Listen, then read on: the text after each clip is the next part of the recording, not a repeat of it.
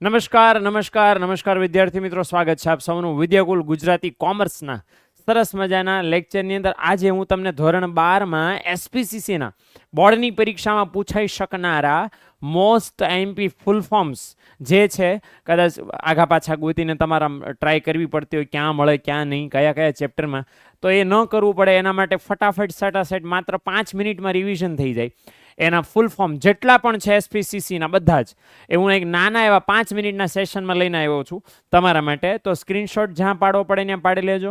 બધી જ જગ્યાએ હું એક્સપ્લેન કરતો જાઉં છું કયો કયા ચેપ્ટરમાંથી છે, એટલે તમને સાથે સાથે યાદ પણ આવી જશે કે આ ફૂલ ફોર્મનું શું થાય છે. અચ્છા, ઇકોનોમિક્સની જેમ એસપીસીસીમાં પણ એ નિયમ આપણે ધ્યાનમાં રાખવાનો ખાસ કે ભાઈ ફૂલ ફોર્મ જ્યાં છે ત્યાં ફૂલ ફોર્મનું સ્પેલિંગ લખો, ન આવડે તો ઉચ્ચારણ લખો, પણ સ્પેલિંગ લખો વધારે બેટર છે, એટલે ધ્યાનમાં રાખશું આપણે. ઓકે, તો શરૂઆત કરીએ મોસ્ટ એમપી ફૂલ ફોર્મ ધોરણ 12 એસપીસીસી. સૌથી પહેલા સીસીની વાત કરીએ. 5મું ચેપ્ટર છે સીસીનું, કોમ્યુનિકેશન વાળું, અને એની અંદર ઈમેલ છે. ઈમેલનું ફૂલ ફોર્મ થાય છે ઇલેક્ટ્રોનિક મેઇલ. સીસીનું થાય છે કાર્બન કોપી. બીસીસીનું થાય બ્લાઇન્ડ કાર્બન કોપી. ઈસીએસ આ પણ 5મા ચેપ્ટરમાંથી છે, ઇલેક્ટ્રોનિક ક્લિયરિંગ સર્વિસીસ. અને આરટીજીએસ છે real time gross settlement. Okay, તો આ નાણાંની એક ખાતામાં બીજા ખાતામાં એપ્લાય કરવા માટે આ રિયલ ટાઈમ ગ્રોસ સેટલમેન્ટ ધ્યાનમાં લેવાય છે. ખાસ જરાક સ્ક્રીનશોટ પાડી લેજો. હજી તો આવે છે, 3-4 સ્લાઇડો મેં રાખી છે જેમાં બધા જ ફૂલ ફોર્મ એસપીના પણ બધા જ કવર થઈ જશે. ઓકે, ચાલો ફટાફટ જલ્દી ઉતાવળ રાખજો. ચાલો આગળ વધીએ. ત્યાર પછી આસબા નામ છે, એસપીનું પહેલું ચેપ્ટર આવે છે, અને એની અંદર આ બહુ બધી વખત રિપીટ થાય છે. આસબા પદ્ધતિ પ્રમાણે કંપની છે શેરની અરજીઓ લોકો પાસેથી મંગાવી શકે, અને એનો ફૂલ ફોર્મ થાય છે application supported by blocked amount. Okay, કે કંપનીને કોઈ શેરધારક જેટલા રૂપિયાની અરજી કરે એટલા રૂપિયા એ શેરધારકના ખાતામાં, મતલબ અરજદારના ખાતામાં એટલા રૂપિયા બ્લોક થઈ જાય. ઓકે, જો એની અરજી મંજૂર થાય તો એ બ્લોક થયેલા રૂપિયા કંપનીના ખાતામાં વયા જાય, એસ્ક્રો ખાતામાં. અને જો અરજી નામંજૂર થાય તો અરજદારના ખાતામાં બ્લોક થયેલા રૂપિયા અનબ્લોક થઈ જાય અને અરજદાર એને વાપરી શકે. સેબી છે મમ્મી કહેવાય, કંપનીઓના શેર માર્કેટની મમ્મી. જેમ બેંકોની મમ્મી આરબીઆઈ છે, એમ શેર માર્કેટની મમ્મી કોણ? સેબી છે, security and exchange board of India. Okay, OFS offer for sale. Okay, વેચાણ માટેની દરખાસ્ત ગુજરાતીમાં મને કહેવાય છે. બધા પહેલા ચેપ્ટરના સવાલો ફૂલ ફોર્મ છે. આઈપીઓ એટલે ઇનિશિયલ પબ્લિક ઓફર, જેને ગુજરાતીમાં જાહેર ભરણું.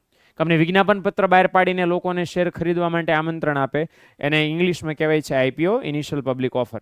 FPO follow on public offer. Okay, તો એ પણ એક પહેલા ચેપ્ટરમાંથી જ અહીંયા ફૂલ ફોર્મ છે, જે બાબત આપણે ધ્યાનમાં રાખવાની છે.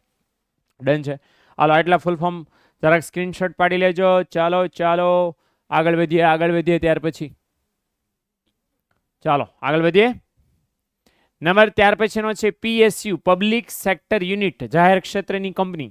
ઓકે, તો પબ્લિક સેક્ટર યુનિટ એને કહેવાય છે. NSDL national security depository limited, અને હારવાર એની બેન છે CDSL, central depository service limited. Bharat દેશની અંદર 2 ડિપોઝિટરી સંસ્થા આવી છે. કેટલી? 2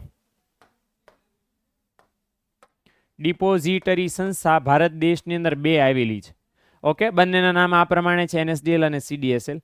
પછી એક 5મું ચેપ્ટર છે કંપનીના સંચાલકો, અને એમાં એક સરસ મજાનો નંબર આવે છે ડીન, DIN, બોલે તો ડિરેક્ટર્સ આઈડેન્ટિફિકેશન નંબર. ગુજરાતીમાં એને કહેવાય સંચાલકનો ઓળખ ક્રમાંક. કેન્દ્ર સરકાર આપે ને એક વ્યક્તિને આખી જિંદગીમાં માત્ર એક જ મળે, એક વાર જ મળે ને એક જ મળે પાછું, એટલે આ ધ્યાનમાં રાખવું આવશ્યક છે. ઓકે, તો એ ડીન કહેવાય, ડિરેક્ટર્સ આઈડેન્ટિફિકેશન નંબર. પછી KMP, આ પણ 5મા ચેપ્ટરમાં જ આવે છે. કી મેનેજરિયલ પર્સન, મતલબ ચાવીરૂપ સંચાલકીય વ્યક્તિ. કંપનીમાં 5 હોય છે, તો સેક્રેટરી પણ એની અંદર આવે, સંચાલક મંડળ પણ એની અંદર આવે, મેનેજિંગ ડિરેક્ટર પણ એની અંદર આવે. 5 હોય છે ઇન ટોટલ. તો કી મેનેજરિયલ પર્સનલની આપણે વાત કરીએ છીએ. ઓકે, ત્યાર પછી જોઈએ તો BOD. આ તો બહુ ઇઝી પીઝી છે એકદમ, 5મા ચેપ્ટરમાંથી આવે છે. Board of directors. ઓકે, સંચાલક મંડળ જેને ગુજરાતીમાં આપણે બોલીએ છીએ. ત્યાર પછી છે FAGM. FAGM એટલે શું? First annual general meeting. Okay, પ્રથમ વાર્ષિક સામાન્ય સભા. જે કંપની શરૂ થાય, કંપનીને નોંધણીનું પ્રમાણપત્ર મળે, પછી કંપનીએ ભરવી આવશ્યક છે. AGM આ પણ કંપનીએ ભરવી આવશ્યક છે. દર વર્ષના અંતે યોજાય છે most of. Annual general meeting, વાર્ષિક સામાન્ય સભા. કંપનીની જેટલી સભાઓ છે એમાંની સૌથી મહત્વની સભામાંની એક, એટલે AGM તમે કહી શકો. અને લાસ્ટ બટ નોટ લીસ્ટ એ છે EGM, એટલે એક્સ્ટ્રા ઓર્ડિનરી જનરલ મીટિંગ, એટલે અસાધારણ સામાન્ય સભા. ક્યારે બોલવામાં આવે કે કંપનીના 10% કરતા ઓછા નહીં એવા, મતલબ કંપનીના 10% કરતા વધારે શેર હોલ્ડરો એમ કે અમારે સભા બોલાવીશ, તો બોલાવી પડે, તો એ એક્સ્ટ્રા ઓર્ડિનરી કહેવાય. અને એવા ખાનગી કંપની કે જે શેર તો ન બહાર પાડ્યા હોય, પણ એમાં એવા સભ્યો કે જેની પાસે મત આપવાનો અધિકાર છે, એવા 10% કરતા વધારે સભ્યો એમ કે અમારે સભા બોલાવી છે, તો આવી અસાધારણ સામાન્ય સભા તમારે બોલાવવી પડે. આ અસાધારણ સામાન્ય સભાનો કોઈ સમયગાળો ફિક્સ નથી હોતો. જ્યારે બંનેનો, આનો ફિક્સ હોય કંપની શરૂ થાય ત્યારે, અને આ એન્યુઅલ જનરલ મિટિંગ એજીએમનો ફિક્સ હોય દર વર્ષના અંતે. આમાં નિયમ આપ્યો છે કે 2 વાર્ષિક સામાન્ય સભા વચ્ચેનો સમયગાળો 18 મહિના કરતાં વધારે રાખવાનો નહીં, મતલબ દર વર્ષે ફરજિયાત યોજવાની જ. ઓકે, તો એ વાત આપણને અહીંયા કરવામાં આવી છે. ઓકે, ત્યાર પછી છે ડિબેન્ચર નામનું ચેપ્ટર નંબર 3.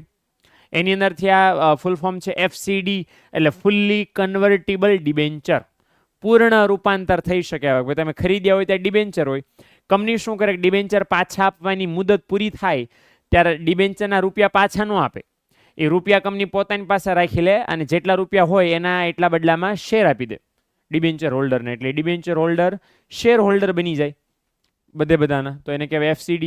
PCD એટલે પાર્ટલી કન્વર્ટેબલ ડિબેન્ચર, અમુક રૂપિયા કંપની પાછા આપી દે, અમુક રૂપિયાના શેર આપી દે. અને NCD એટલે નોન કન્વર્ટેબલ ડિબેન્ચર, કંપની કંઈ શેર બેર આપે નહીં.